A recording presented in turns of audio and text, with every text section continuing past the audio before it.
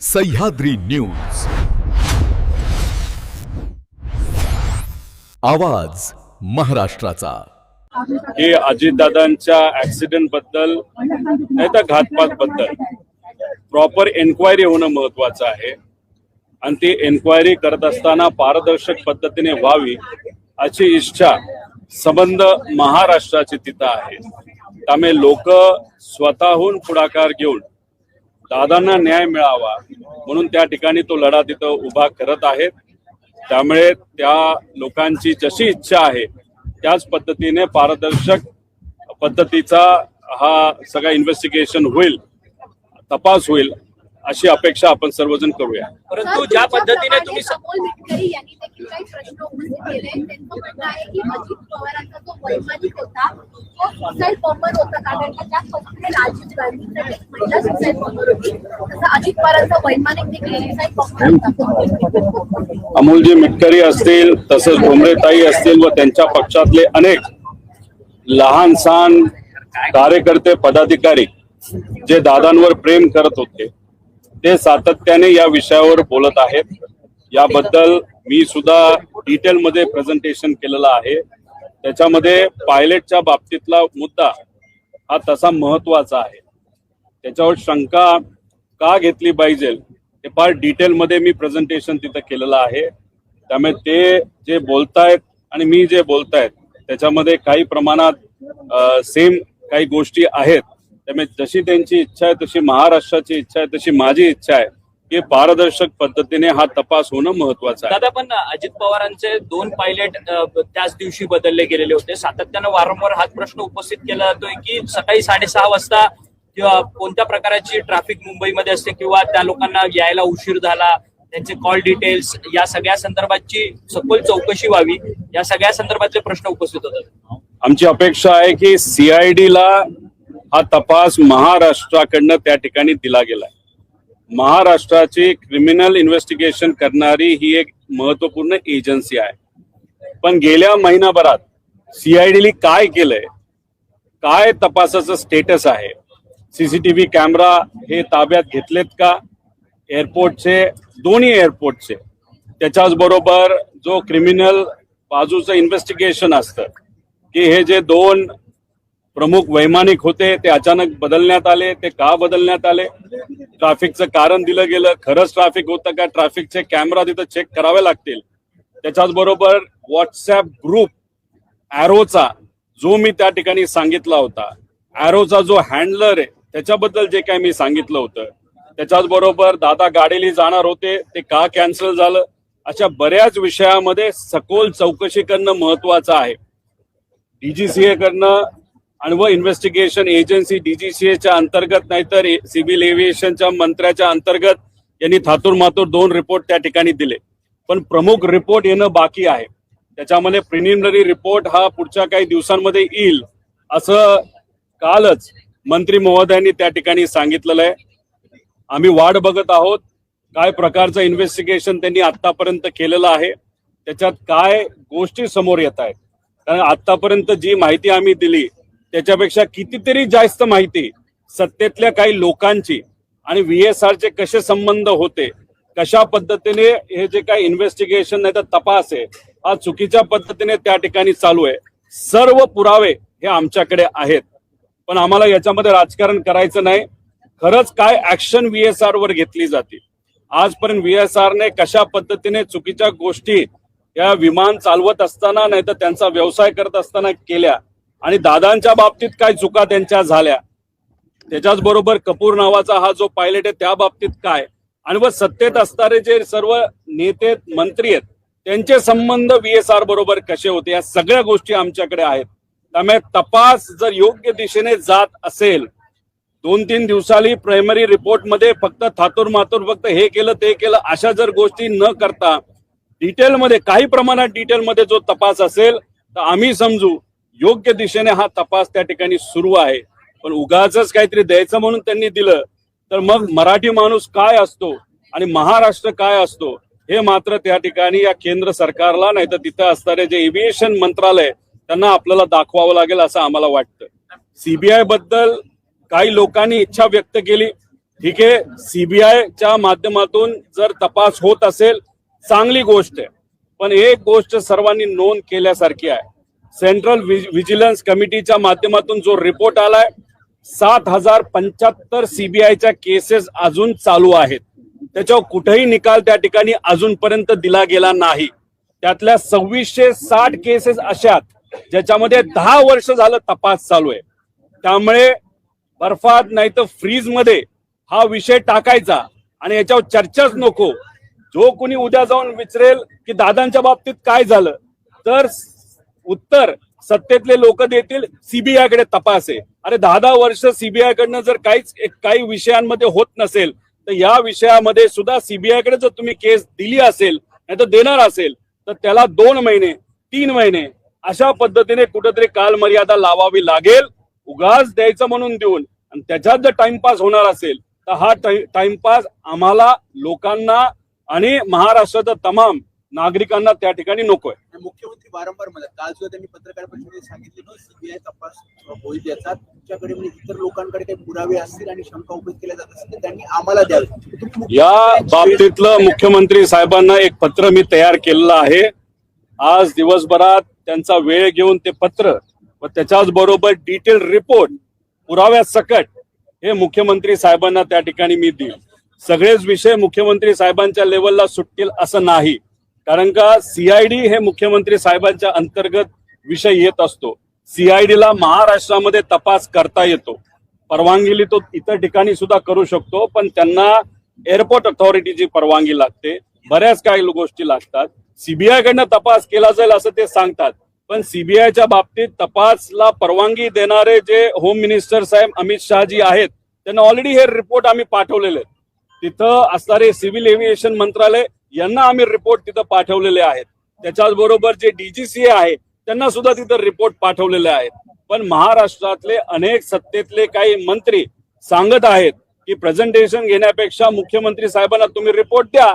तर हे रिपोर्ट आधीही मी देणार होतो आणि आताही त्या ठिकाणी आज अधिवेशनाला आलोच आहे, पहिला दिवस आहे, तर हे रिपोर्ट सर्व हे मुख्यमंत्री साहेबांना देतील. पण मी एक गोष्ट सर्वांना सांगतोय आणि सरकारमधल्या लोकांना सांगतोय, जी माहिती आतापर्यंत दिली ती कदाचित फक्त 20 ते 30% आहे. 70% माहिती आम्ही मागे ठेवलेली आहे. त्यामुळे जर तपास योग्य पद्धतीने होत नसेल आणि त्याच्यामध्ये जर काळं बेरं झालं हे फार सरकारला महागात पडू शकतं. त्यामुळे आम्हाला इथं राजकारण करायचं नाही. आमची विनंती एवढी आहे, प्रायमरी रिपोर्ट जो 2 दिवसामध्ये येत आहे तो योग्य पद्धतीचाच त्या ठिकाणी असावा. आणि ब्लॅक बॉक्सचा फोटो हा आमच्याकडे आलेला आहे, तो कसा आहे, किती जळला याचे डिटेल सुद्धा आमच्याकडे आलेले आहेत. पण आम्ही वाट बघतोय हे केंद्रीय एव्हिएशन मंत्रालय या बाबतीत कसा तपास करते, काय करते. त्याच्याच बरोबर श्वेता सिंग बद्दलची पण बरीच माहिती, त्यांच्यावर कशा कंप्लेंट केलेल्या आहेत, कशा पद्धतीने श्वेता सिंग या भ्रष्टाचार करत आलेल्या आहेत याची माहिती सुद्धा तिथं आम्हाला कळलेली आहे. त्यामुळे या लोकांना बाजूला ठेवून इन्व्हेस्टिगेशन करणं हे जास्त महत्वाचं आहे, कारण का पारदर्शक इन्व्हेस्टिगेशन मुळेच कुठेतरी दादांना त्या ठिकाणी न्याय मिळू शकतो असं आमच्या सगळ्यांची भूमिका आहे. आघाडीची जी बैठक झाली तक्रार आहे सेफ्टीकडे देऊ शकता किंवा कुठल्यातरी संबंधित मंत्रालयाकडे जाईल किंवा स्वतः मुख्यमंत्र्यांकडे देऊ शकता. तुम्ही आज रिपोर्ट सादर करणार आहात किंवा तक्रार स्वतः या देशाच्या होम मिनिस्टर साहेबांच्या कार्यालयामध्ये ईमेलच्या माध्यमातून हे सर्व रिपोर्ट दिलेले आहेत, डीजीसीए ला दिलेले आहेत. त्याच्याच बरोबर जे या देशातले एव्हिएशन मिनिस्टर आहेत आणि आमची इच्छा आहे की त्या एव्हिएशन मिनिस्टरला त्या पदावर ठेवणं हे योग्य नाही, कारण का त्यांच्याच नेत्याच्या काही आर्थिक संबंध हे तिथं त्या ठिकाणी दिसत आहेत. आणि मी अजून एक गोष्ट नोट करतो की काही प्रमाणात काही गोष्टी माझ्या कानावर आलेल्या आहेत की आम्ही त्यांच्या परिवारातल्या महिलांवर त्या ठिकाणी आरोप करतोय. कृपा करून नोंद करावी, त्यांच्या परिवारातल्या महिलांवर कुठेही त्या ठिकाणी आरोप नाहीत, ते कुठल्याही पद्धतीने राजकारणात नाहीत. त्यामुळे त्यांच्याकडे आम्ही कुठेही त्या ठिकाणी लक्ष देत नाही. आमचं फक्त एवढंच मत आहे की एक जी कंपनी आहे ती त्यांच्या नेत्यांच्या संलग्न असल्यामुळे तिथं त्यांच्याकडनं तपास पारदर्शक पद्धतीने होईल का असं प्रश्नचिन्ह असल्यामुळे आमची ही मागणी आहे की जे एव्हिएशन मिनिस्टर आहेत रामकृष्ण नायडू साहेब ते त्या पदावर राहू नये अशी इच्छा त्या ठिकाणी आम्ही व्यक्त केलेली आहे. आज महाविकास आघाडीची बैठक झाली त्यामध्ये तुमच्या पक्षात समन्वय नव्हता म्हणून कोणी नेता येऊ शकला नाही की काय नेमकं अरे हेच तुम्हाला सांगतोय की आम्ही त्यांना त्या ठिकाणी सांगितलं होतं आम्हाला येणं अवघड होतंय कारण का तिथं आलं तर मोठेच नेते यावे लागतात. पण काल बरेच मोठे नेते वेगळ्या वेगळ्या ठिकाणी अडकलेले असल्यामुळे आणि माझ्यासारखा छोटा नेता नाहीतर कार्यकर्ता हा दिल्लीत अडकल्यामुळे त्या बैठकीला आम्हाला तिथं येता आलं नाही. पण याच्या पुढे आम्ही एकत्रित महाराष्ट्राच्या वतीने लढताना आपल्या सगळ्यांना बघायला शरद पवार पुन्हा राज्यसभेचे उमेदवार असतील का आपल्या पक्षाची भूमिका काय आहे कारण काँग्रेसचं म्हणते की राज्यसभेवर आमचा उमेदवार महाविकास या देशामध्ये सगळ्यात अनुभवी आणि कालच आपण सर्वांनी बघितलं आहे की राजकीय क्षेत्रामध्ये पवार साहेबांना 60 वर्षाचा अनुभव आणि 60 वर्ष या राजकारणामध्ये आलेले कालच त्या ठिकाणी तो दिवस तिथं होता. त्यामुळे या देशामध्ये एवढा राजकीय अनुभव असणारा अजून दुसरा कुठलाही नेता नाही. त्यामुळे पवार साहेबांच्या अनुभवाचा फायदा हा राज्याला आणि त्याच्याच बरोबर देशाला 100% त्या ठिकाणी होऊ शकतो. त्याच्याच बरोबर अजितदादांची सुद्धा इच्छा होती की पवार साहेब हे राज्यसभेमध्ये अजून एकदा त्या ठिकाणी गेले पाहिजे. आमच्या पक्षातली सुद्धा इच्छा आहे पण पवार साहेबांना अजून या बाबतीत आम्ही विचारलं नाही. त्याच्याच बरोबर राऊत साहेबांनी इच्छा व्यक्त केली की पवार साहेब जर इच्छा दाखवत असतील राज्यसभेत जायची तर आम्ही तिथं पाठिंबा देऊ. त्यामुळे या बाबतीत महाविकास आघाडीमध्ये पवार साहेबांच्या बाबतीतली कुठं चर्चा झाली असं मला तरी वाटत नाही. पण जेव्हा चर्चा होईल तेव्हा सर्व लोक पाठिंबा देतील असा विश्वास त्या ठिकाणी आम्हाला वाटतो. पक्ष आग्रही असेल पक्ष आधी पवार साहेबांशी त्या ठिकाणी बोललं जाईल. पवार साहेबांची तब्येत ही थोडीशी नरम असल्यामुळे पण आता ती चांगली आहे त्यामुळे त्यांच्याशी डायरेक्ट कुणी तिथं संवाद या बाबतीतला केला नसावा. पण पुढच्या 2 दिवसामध्ये पवार साहेब जेव्हा मुंबईत येतील तेव्हा आमच्या पक्षातले काही नेते सुप्रियाताई हे त्यांच्याशी बोलून मग इतर पक्षाचे महाविकास आघाडीतले जे पक्ष आहेत त्या नेत्यांना त्या ठिकाणी आम्ही बोलू शकतो बोललं जाईल आणि त्यांच्या पाठिंब्याने पवार साहेबांना जर इच्छा असेल तर ते नक्कीच राज्यसभेवर जातील. पण ही संवाद होत असताना अजितदादा पक्षाबरोबर आमचा संवाद होईल असं आम्हाला वाटत नाही कारण दादांची ती इच्छा होती. पण आता या पक्षाची इच्छा आहे का हे त्या पक्षाच्या प्रमुखांना त्या ठिकाणी तुमच्यासाठी सुरक्षेची मागणी सातत्याने केली जाते. एक तर रोहित पवारला कुठली भीती नाही. रोहित पवार कोणाला घाबरत नाही हे आजपर्यंत तुम्ही त्या ठिकाणी बघितलेलं आहे. काळजी कोण करते तर माझ्या परिवारातले जे सगळे लोक आहेत ज्याच्यामध्ये माझी पत्नी असेल मुलं असतील आई वडील असतील सासरे असतील आणि माझा जे काही कार्यकर्ते आणि माझे मतदारसंघातले लोक आणि सामान्य लोक यांना कुठेतरी त्या ठिकाणी काळजी वाटते. कारण हे जे काही तपास ज्या पद्धतीने अजितदादांच्या बाबतीत चाललाय तो योग्य पद्धतीने नाही चालला आणि तो योग्य पद्धतीने नाही चालल्यामुळे आणि जे काही विषय ब्लॅक बॉक्स पासून इतर विषय आल्यामुळे लोकांना जी माझी शंका आहे तीच लोकांना त्या ठिकाणी शंका वाटते. आणि सगळ्यांचं मत आहे एवढे मोठे मोठे लोक या विषयामध्ये जर असतील तर मग उद्या जाऊन माझ्या सेफ्टी बद्दल सुद्धा विषय निर्माण होऊ शकतो. द्यायची नाही द्यायची हा सरकारचा त्या ठिकाणी विषय. पण शेवटी मराठी माणूस म्हणून अजित काकांसाठी आणि काय खरं घडलं हे कुठंतरी आम्हाला कळलं पाहिजे महाराष्ट्राला कळलं पाहिजे या हेतूतून त्या ठिकाणी आम्ही लढत राहणार. हरियाणामध्ये छत्रपती शिवाजी महाराज यांचा अपमान झालाय. हरियाणामध्ये छत्रपती शिवाजी महाराजांचा अपमान झालाय.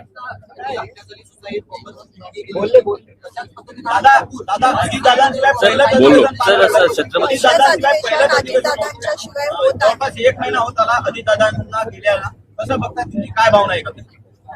ते दुःखद भावना आहे. एक तर समजतच नाही की आता अधिवेशनामध्ये कसं बोलायचं काय बोलायचं. का तुम्हालाही माहिती आहे कधी कधी मीडियाशी बोलत असताना मागून दादा जेव्हा जायचे तेव्हा मिश्किलपणे ते टोमणे सुद्धा त्या ठिकाणी मला मारायचे. जेव्हा दादा आत येत असायचे तेव्हा घोळका आमदारांचा त्यांच्या बरोबर असायचा. एका रुबाबात ते इथं येत असायचे. चांगले कपडे. या अधिवेशनामध्ये येणारा पहिला माणूस पहिला नेता कोण असायचा रोज तर ते अजितदादा असायचे. आणि सगळ्यात शेवट जाणारा नेता कोण असायचं ते अजित काका त्या ठिकाणी असायचे. असं एक व्यक्तिमत्व आज आपल्यात नाही. जेव्हा केव्हा त्यांनी अधिवेशनामध्ये मुद्दे मांडलेत नाही तर एखादा निर्णय मंत्री म्हणून घेतलेला आहे तो निर्णय घेत असताना महाराष्ट्राला केंद्रबिंदू ठेवलेला आहे.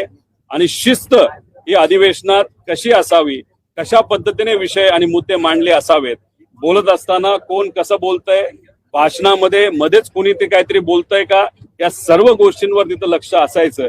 त्यामुळे एवढा मोठा नेता, एक मराठी माणूस, एक मराठी नेता आणि शिस्तप्रिय अनुभवी नेता आज आपल्या बरोबर नाहीये. त्यामुळे या अधिवेशनामध्ये येत असताना कुठंतरी मनामध्ये दुःख त्या ठिकाणी होतंय. पण त्यांनी आम्हा सगळ्यांना एकच गोष्ट सांगितली आहे, काय झालं तर लढत राहायचं. आणि त्या दृष्टिकोनातून आम्ही सर्वजण अधिवेशनात लोकांच्या वतीने, लोकांच्या हितासाठी, महाराष्ट्राच्या हितासाठी जे कुठले जमतील ते मुद्दे मांडत त्या ठिकाणी लढत राहू.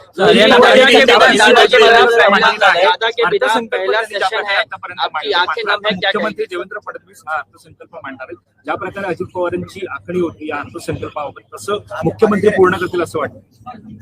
माझ्या अंदाजाने अजितदादांनी आतापर्यंत 11 वेळा अर्थसंकल्प या महाराष्ट्र राज्याच्या त्या ठिकाणी मांडलेला आहे.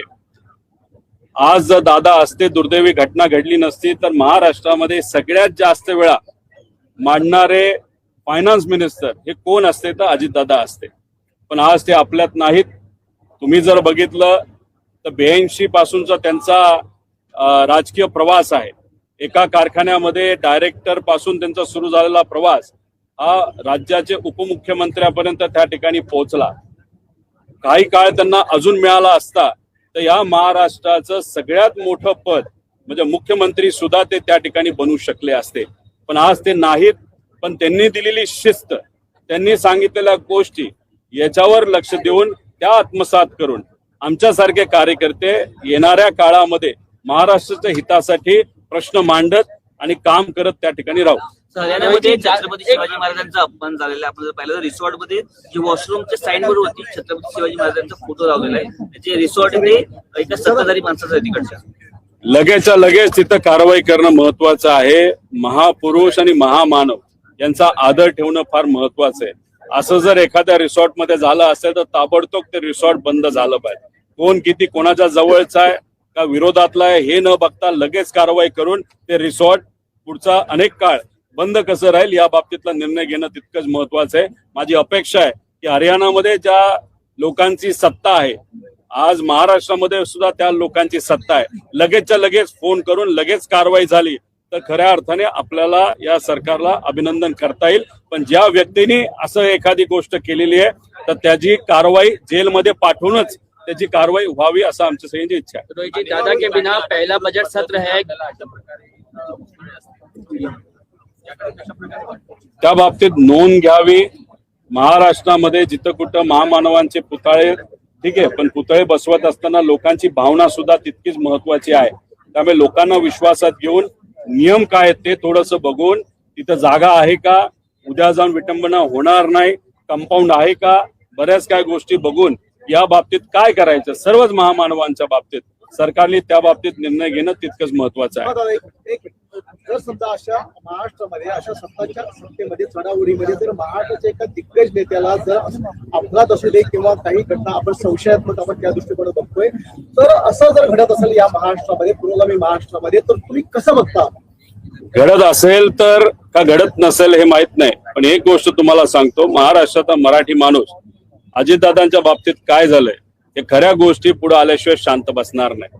त्यामुळे आम्ही कुठेही काही अन्याय होणार नाही या निकालामध्ये, नाही तर त्या इन्व्हेस्टिगेशन मध्ये तो योग्य आणि पारदर्शक पद्धतीने व्हावं यासाठी महाराष्ट्रातला एका कानाकोपऱ्यातला साध्यातला साधा माणूस पासून आमदारापर्यंत काही ठराविक नेते यासाठी त्या ठिकाणी लढत आहेत. पण माझं एवढंच म्हणणं आहे की ज्या ज्या लोकांना अनुभव आहे, ओळखी आहेत, त्या लोकांनी सुद्धा पुढाकार घेण्याची जरूरत आहे. आम्ही आमच्या लेवलला विरोधात असताना तिथं लढतोय, पण काही लोक असे सत्तेत आहेत, त्यांना एव्हिएशन मंत्रालय काय असतं, कसं असतं, त्यांच्या ओळखी आहेत. बऱ्याच काही गोष्टी जरा खोलात जाऊन चर्चा करून माहिती काढून काय खरं घडलंय हे माहिती घेण्यासाठी जर त्यांनी तिथं प्रयत्न केले तर मला असं वाटतं की इन्व्हेस्टिगेशनला थोडीशी, नाही तर तपास यंत्रणेला सुद्धा त्या बाबतीतली मदत होऊ शकते. पण तो त्यांचा विषय, आमच्या लेवलवर आणि महाराष्ट्राच्या लेवलवर आम्ही तिथं लढत आहोत. रोहित जी, दादा के बिना पहला बजट सत्र है, आखिर आपकी नाम है क्या, उनके कामकाज को किस तरीके से याद करते? देखो, दादा के बारे में अगर बात करनी हो तो बहुत स्ट्रिक्ट नेता थे, डिसिप्लिन नेता थे. महाराष्ट्र के बजट का उन्होंने 11 बार उन्होंने वहां पे वो प्रस्तुत किया था. आज अगर वो हमारे बीच होते तो 12 बार, और महाराष्ट्र में सबसे ज्यादा किस व्यक्ति ने ये बजट प्रस्तुत किया था वो वहां पे होते, पर आज वो नहीं है. अभी महाराष्ट्र के हित में जो विषय है वो वहां पे हम प्रस्तुत करेंगे, वहां पे बोलने की कोशिश वहां पे करेंगे, क्योंकि दादा ने हमको कहा था कुछ भी हो जाए लेकिन महाराष्ट्र के प्रति, लोगों के प्रति, मराठी व्यक्ति के प्रति आपको लड़ना ही होगा। उस एंगल से हम लड़ते जाएंगे, लेकिन ये लड़ते लड़ते जो विषय हमने हाथ में लिया है दादा के एक्सीडेंट के बारे में, उस बारे में भी हम जहां जहां मिलेगी वहां पे हम चर्चा करेंगे। वहां पे ट्रांसपेरेंट लेवल की इन्वेस्टिगेशन वहां पे हो रही कि नहीं हो रही उसके बारे में भी हम ध्यान देंगे। आप लगातार केंद्रीय उड्डयन मंत्री के इस्तीफे की मांग कर रहे हैं और इंडिपेंडेंट जांच की बात कर रहे हैं, क्या कुछ ऐसा है कि आप इस्तीफे की मांग कर रहे हैं? देखो हमारे विधानसभा में ये मुद्दा उठाएंगे क्या? नहीं, अभी केंद्र सरकार के जो मंत्री, क्योंकि ये जो पूरा इन्वेस्टिगेशन है वो केंद्र सरकार के हाथ में है। अभी यहाँ पे सीबीआई को ये केस दिया, ऐसे वो बोल रहे दिया नहीं दिया, वो देखने की जरूरत है। सीआईडी ने जो तपास किया है या इन्वेस्टिगेशन किया है उसका प्रोग्रेस क्या है ये सरकार को वहां पे बताना पड़ेगा। लेकिन कल ही जो स्टेट मिनिस्टर है केंद्र के, मुरली मनोहर, उन्होंने वहां पे कहा है कि 2 दिन में वो रिपोर्ट आएगा। 2-3 दिन रिपोर्ट के लिए हम वेट करेंगे। रिपोर्ट कितना डिटेल में है या सिर्फ देने के लिए रिपोर्ट वहां पे दिया है, क्योंकि आज तक सिर्फ देने के लिए रिपोर्ट उन्होंने दिया है, तो उस बारे में थोड़ा सा हम देखेंगे रिपोर्ट को। उसके बाद फिर अधिवेशन में वो विषय लेना न लेना वहां पे हमारे नेता के साथ हम वहां पे वो विषय लेंगे। लेकिन सीबीआई के बारे में आप सबको एक चीज मालूम होनी चाहिए, सीबीसी रिपोर्ट जो सेंट्रल विजिलेंस कमेटी है उनका जो रिपोर्ट है, उस रिपोर्ट के हिसाब से सीबीआई के पास 7,065 केसेस अभी तक प्रलंबित है। उसमें से 2,660 केसेस ऐसे हैं जो 10 साल से प्रलंबित है। तो हम चाहते हैं कि सीबीआई को अगर केस आप दे रहे हो 2-3 महीने का टारगेट वहां पे रखना चाहिए, नहीं तो आप सीबीआई को दे दी केस और 4 साल तक 5 साल तक आप हमको यही कहेंगे कि सीबीआई के पास दिए, सीबीआई के पास दिए, वो हमको नहीं चलेगा। और हर वक्त आफ्टर एवरी इंटरवल वहां पे हमको प्रोग्रेस रिपोर्ट वहां पे चाहिए होगा। उसके लिए क्या मैकेनिज्म आप वहां पे डिवाइस करोगे या ऑर्गेनाइज करोगे उसकी भी बात हमको बतानी पड़ेगी। आपके पास तमाम डॉक्यूमेंट्री एविडेंसेस है क्या? आज आप मुख्यमंत्री से मिलकर इन्हें सौंपेंगे? क्या कुछ है आपसे? देखो, ये डॉक्यूमेंट्री एविडेंस आज तक हमने जो प्रेजेंट किए थे वो हमने होम मिनिस्टर देश के अमित जी शाह, उनको ईमेल के माध्यम से उनको दिया है। उसी के साथ एविएशन मंत्रालय को भी दिया है, डीजीसीए को भी वहां पे हमने इंफॉर्मेशन दी है।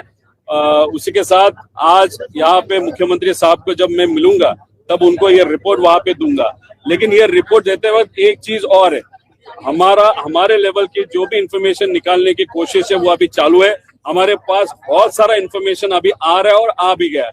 इसलिए कल परसों जो रिपोर्ट आने वाला है उस रिपोर्ट में कोई भी हद तक वहां पे मैनिपुलेशन नहीं चाहिए, वहां पे ट्रांसपेरेंसी हम सबको चाहिए। और डिटेल एक प्रिलिमिनरी रिपोर्ट अगर आएगा और उस रिपोर्ट को देखने के बाद हाँ वीएसआर पे एक्शन लिया गया है, श्वेता सिंह जो भी है उस पे ऊपर एक्शन लिया गया है, क्योंकि श्वेता सिंह के बारे में भी बहुत सारे रिपोर्ट्स, उनके बारे में कंप्लेंट्स और कुछ कोर्ट केसेस हमारे पास आई है। तो इसलिए प्रिलिमिनरी रिपोर्ट में बहुत डिटेल रिपोर्ट होने की जरूरत है। अगर वो रिपोर्ट सिर्फ देने के लिए दिया होगा तो उसके बाद फिर हम और एक प्रेस कॉन्फ्रेंस के माध्यम से लोगों के सामने जो बड़े लोग इस वीएसआर के साथ जुड़े हैं उनके बारे में पर्दाफाश वहां पे करेंगे। अगर वो नहीं वो चाहते तो जल्दी से जल्दी पारदर्शक लेवल पे, ट्रांसपेरेंट लेवल पे ये प्रिलिमिनरी रिपोर्ट हमको चाहिए और वीएसआर पे इमीडिएटली एक्शन लेने की जरूरत है। सर दो सवाल है। कल महाविकास आघाड़ी की बैठक हुई, इसमें आपकी पार्टी का नेता कोई नहीं आया। दूसरी चीज, शरद पवार के राज्यसभा जाने को लेकर कई तरह की चर्चाएं जो चल रही है, इस दोनों मुद्दे पर आपकी पार्टी का स्टैंड क्या है? कल जो मीटिंग था उस मीटिंग के पहले हमारे जो नेता थे उन नेताओं ने उद्धव ठाकरे साहब की जो शिवसेना है उसी के साथ, कांग्रेस के साथ बातचीत की थी।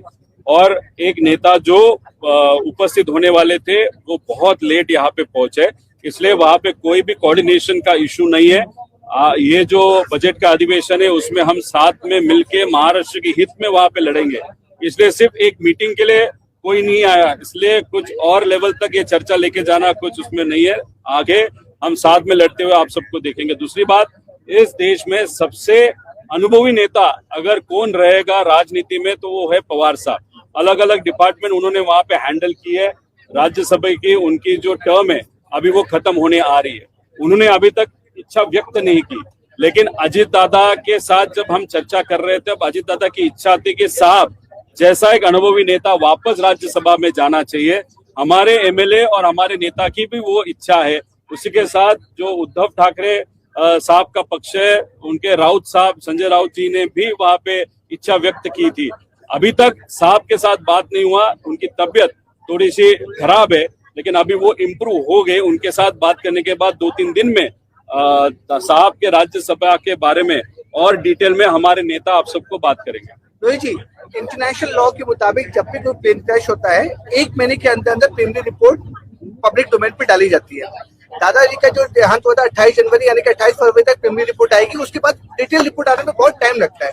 जो ये प्रीलिमिनरी रिपोर्ट आएगी, अगर जो भी उसमें तथ्य होते हैं, क्या उसके लिए आप तैयार है? जैसा मुरली मनोहर जी कहे कि हम प्रीलिमिनरी रिपोर्ट 1-2 दिन में करेंगे, तो इंटरनेशनल लॉ कहता है कि आप पब्लिक डोमेन में डाल देंगे 1 महीने के अंदर अंदर। उस रिपोर्ट के बारे में क्या कहना चाहते हैं? यूएस में एक जो एक्सीडेंट हुआ था उसका प्राइमरी रिपोर्ट 2 दिन में आया था। ठीक है, आप बोल रहे हो तो 1 महीना हम रुकेंगे, तो हम रुकेंगे। लेकिन अगर आपने डीजीसीए का एक स्टेटमेंट अगर देखा होगा, एक कमेटी उन्होंने फॉर्म की है, उस कमेटी के अंतर्गत उन्होंने कहा था 15 फरवरी तक हम रिपोर्ट देंगे। आज अगर आप देखो 23 फरवरी, 15 फरवरी होके 7 दिन 8 दिन हो गए, तब भी उनका रिपोर्ट अभी तक नहीं आया। ठीक है, वो कह रहे 2 दिन में वो रिपोर्ट आएगा, हम उसके लिए वेट करेंगे। लेकिन रिपोर्ट देते वक्त सिर्फ ये हुआ था वो हुआ था, जो हम बोल रहे हैं वही अगर वो बोलेंगे कि बेसिक इन्फॉर्मेशन वो हमको नहीं चाहिए। हमने बहुत सारी इन्फॉर्मेशन उनको दी है, उसी के साथ वीएसआर के खिलाफ बहुत सारे प्रूफ हमने वहां पे दिए है।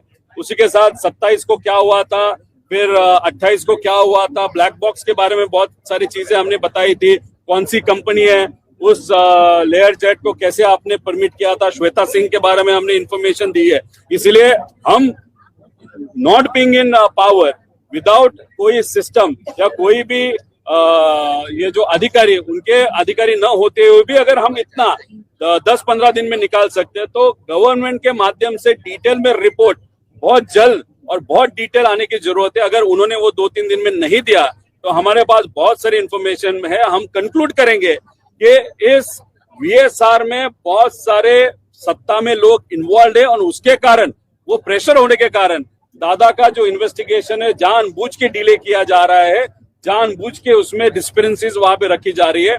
इसलिए जो 2 दिन में रिपोर्ट आएगा वो देखने के बाद फिर हमारे पास और जो बड़े बड़े नेता, बड़े बड़े लोग, बड़े बड़े बिजनेसमैन वीएसआर के साथ कैसे मिले है वो हम वहां पे लोगों के सामने लाएंगे। अगर वो नहीं चाहते ये बड़े लोग, तो ये प्रिलिमिनरी रिपोर्ट अच्छे तरीके से डिटेल में लोगों को सेटिस्फाई हो, इस लेवल तक का वो रिपोर्ट होना चाहिए, ऐसे हम सबकी मांग है। Sir, last question, Supriya Sule जी ने अपने ट्वीट में कहा था कि आप इतने सारे एक्सपोज कर रहे हैं वीएसआर को लेकर, जेट को लेकर, आपकी सिक्योरिटी बढ़ा देनी चाहिए। क्या आपको लगता है कि आपकी जान को भी खतरा है, आपके ऊपर भी कुछ अटैक हो सकता है, सिक्योरिटी बढ़ानी चाहिए? देखो, मेरे बारे में अगर बात करो तो मैं किसी से नहीं डरता, लेकिन मेरे फैमिली मेंबर्स हो, कार्यकर्ता हो, नागरिक हो महाराष्ट्र के, उन सब का कहना है कि अगर वीएसआर में और इन्वेस्टिगेशन जिस तरीके से हो रही है, वहां पे डिले हो रहा है, तो बहुत बड़े बड़े लोग इस चीज से जुड़े होंगे।